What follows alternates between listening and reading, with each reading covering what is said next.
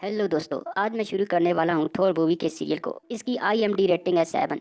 तो चलिए बिना किसी देरी के शुरू करते हैं आज की स्टोरी। मूवी की शुरुआत होती है न्यू मैक्सिको सिटी से, जहां हम जैन फोस्टर, इसकी असिस्टेंट ड्यूएस और प्रोफेसर सेल्विक को देखते हैं। जैन फोस्टर एक एस्ट्रोफिजिक्स होती है।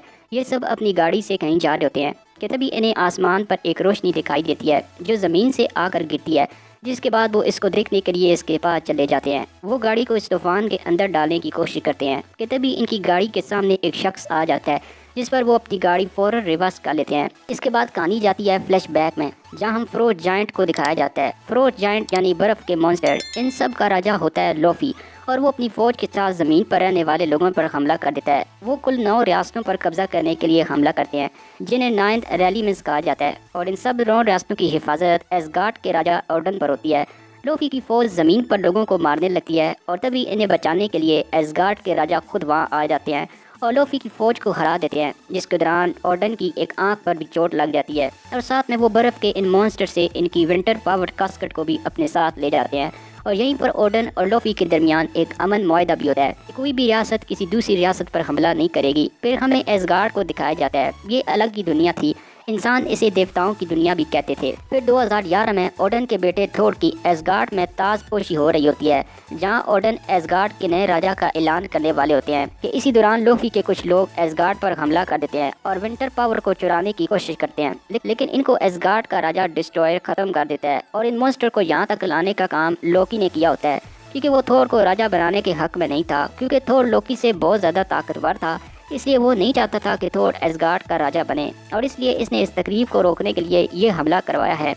अब इस हमले के बाद थोर बहुत गुस्से में होता है और वो लोफी से बदला लेने का कहता है, लेकिन ओडन इसकी बात से मना कर देता है। वो कहते हैं कि यहाँ कुछ भी सामान चोरी नहीं हुआ है, और अगर उन्होंने इन पर हमला किया तो अमन मुआहदा टूट जाएगा और तमाम रियासतों में जंग छिड़ जाएगी। इसलिए वो थोर को वहाँ जाने से मना कर देते हैं। ये सुनकर थोर बहुत गुस्से में होता है, और इसी बात का फ़ायदा उठाते हुए लोकी थोर को अपनी बातों के ज़रिए वर्गलाता है और कहता है कि इसे जोंटम जाना चाहिए। जिसके बाद थोर और लोकी अपने बाकी 4 साथियों के साथ लोफी से लड़ने चले जाते हैं। रास्ते में इन्हें हैमडल मिलता है, जो कि एसगार्ड का गेट कीपर होता है। वो अपनी आंखों की ताकत से किसी भी इंसान और किसी भी दुनिया को देख सकता है, इसलिए इससे बचकर जाना इतना आसान नहीं था। हैमडल इनसे पूछता है कि जायंट कैसे इसकी नज़रों से बचकर एसगार्ड में घुस सकते हैं। थोर कहता है कि यकीनन इनकी किसी ने मदद की होगी, और जिसने भी इनकी मदद की है वो कोई जादूगर है। और थोर का इशारा लोकी की तरफ ही होता है, क्योंकि पूरे एसगार्ड में वो अकेला ही जादूगर था, लेकिन इसके पास कोई सबूत नहीं था कि इसी ने ये किया है। इसलिए हैमडल इनके लिए रास्ता खोल देता है, जिसके बाद वो बर्फ़ की दुनिया में पहुंच जाते हैं, जहां लोफी की फौज से वो लड़ना शुरू कर देते हैं। थोर तो सबको मार रहा होता है, लेकिन इसके साथ ही कमज़ोर पड़े होते हैं, और लोफी की पूरी फौज इन्हें घेर लेती है। लेकिन तभी वहाँ ओडन आ जाते हैं, जो इनको बचा कर अपने साथ एसगार्ड ले आते हैं। और थोर की वजह से अब एसगार्ड का अमन समझौता टूट गया था, जिसकी वजह से ओडन थोर पर बहुत नाराज़ होते हैं। लेकिन थोर में बहुत घमंड और गुस्सा भरा होता है, जिस पर वो ओडन पर चलाने लगता है, जिस पर ओडन इसे सारी ताकतें छीन लेते हैं और इसे बायफ्रोस के जरिए ज़मीन पर भेज देते हैं, और साथ में वो इसका हथौड़ा भी छीन लेते हैं और इस पर एक मंत्र पढ़ते हैं कि अगर कोई इस हथौड़े को उठाने के काबिल होगा तो इसमें थोर की ताकत आ जाएगी। और फिर इस हथौड़े को भी ज़मीन पर फेंक देते हैं, और वो थोर न्यू मैक्सिको में जाकर गिरता है। अब कहानी वापस प्रेजेंट में आती है, जहाँ थोर जैन की गाड़ी से टकराता है, जिसके बाद वो उसको हॉस्पिटल में दाखिल करवा देते हैं, जहाँ वो तोड़ फोड़ करने लगता है और वहाँ से बाहर चला जाता है। और जैसे ही वो बाहर जाता है तो दोबारा जैन की गाड़ी से टकरा जाता है, जिसके बाद जैन इसे अपने घर ले जाती है। दूसरी तरफ हम इस हथौड़े को देखते हैं, जहाँ बहुत से लोग इसे उठाने की कोशिश कर रहे थे, लेकिन इनमें से कोई भी काबिल नहीं होता, क्योंकि इस हथौड़े पर ओडन का मंत्र था। इसके बाद ये बात शील्ड के एजेंट विल्कोसन को पता लग जाती है, और वो इसके चारों तरफ घेरा लगवा देते हैं। इधर एसगार्ड में लोकी ये सोच रहा होता है कि एक कास्केट को छूने पर इसका रंग क्यों बदल गया था, और तभी इस जगह पर ओडन भी आ जाती हैं। तो लोकी इनसे इसके बारे में पूछता है, तो वो इसे बताते हैं कि तुम लोफी के बेटे हो। जब बर्फ़ की इस रियासत में जंग ख़त्म होने के बाद अब वहाँ एक मंदिर में गए थे, तो तुम वहाँ हमें लेटे हुए मिले। तुम बहुत कमज़ोर थे, इसलिए लोफी ने तुम्हें मरने के लिए छोड़ दिया था, और हम यहाँ तुम्हें उठा लाए ताकि तुम्हारे ज़रिए इन 2 दुनियाओं के दरमियान अमन कायम हो सके। और ये कहकर वो बेहोश हो जाते हैं। ओडन के सो जाने के बाद लोफी खुद को एसगार्ड का राजा बना देता है। वहीं धरती पर हम थोर को देखते हैं, जो एक रेस्टोरेंट में बैठा खाना खा रहा था, और तभी वहाँ कुछ लोग इस हथौड़े को लोग कर बातें कर रहे होते हैं, जिसको सुनकर थोर अपने हथौड़े को लेने चला जाता है, जिसमें इसकी मदद जैन करती है, क्योंकि इससे पहले शील्ड के एजेंट ने जैन का सारा साजो सामान अपने साथ ज़बरदस्ती उठा कर ले गए थे। अब थोर और जैन इस जगह पहुंच जाते हैं, लेकिन वहाँ बहुत हाई सिक्योरिटी के इंतजाम होते हैं, जिसका थोर सामना करता हुआ अपना हथौड़े के पास पहुंच जाता है।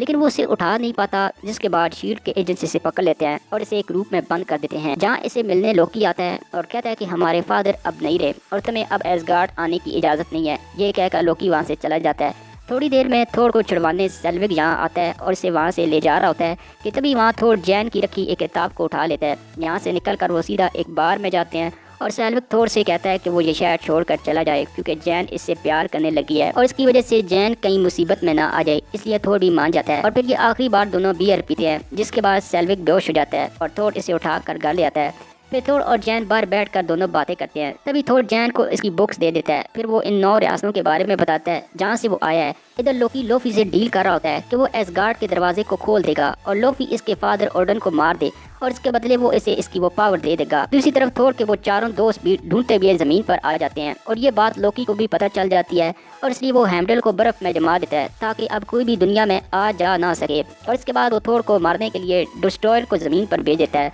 जहाँ डिस्ट्रॉयर जमीन पर तबाही मचाना शुरू कर देता है। थोर के चारों दोस्त इससे रोकने की कोशिश करते हैं, लेकिन डिस्ट्रॉयर बहुत ज्यादा ताकतवर होता है और इसके बाद वो डिस्ट्रॉयर थोर पर भी जानलेवा हमला करता है, जिससे कि वो बेहोश हो जाता है कि तभी इसका वो हथौड़ा इसके हाथों में आ जाता है, जिसकी वजह से इसकी सारी ताकतें वापस आ जाती हैं और वो डिस्ट्रॉयर को खत्म कर देता है। दूसरी तरफ लोफी ओडन को मारने के लिए इसके महल में पहुंच जाता है। जैसे ही वो ओडन को मारने वाला होता है कि तभी वहाँ लोकी भी आ जाता है और इसे खत्म कर देता है। दरअसल वो अपनी माँ और अपने बाप के सामने खुद को अच्छा साबित करने के लिए ये सब कुछ किया था। इधर थोर और उसके चारों साथी वापस एसगार्ड में जाने की कोशिश कर रहे होते हैं, मगर एसगार्ड का दरवाज़ा नहीं खुल रहा था क्योंकि लोकी ने हेमडल को बर्फ में जमा दिया था।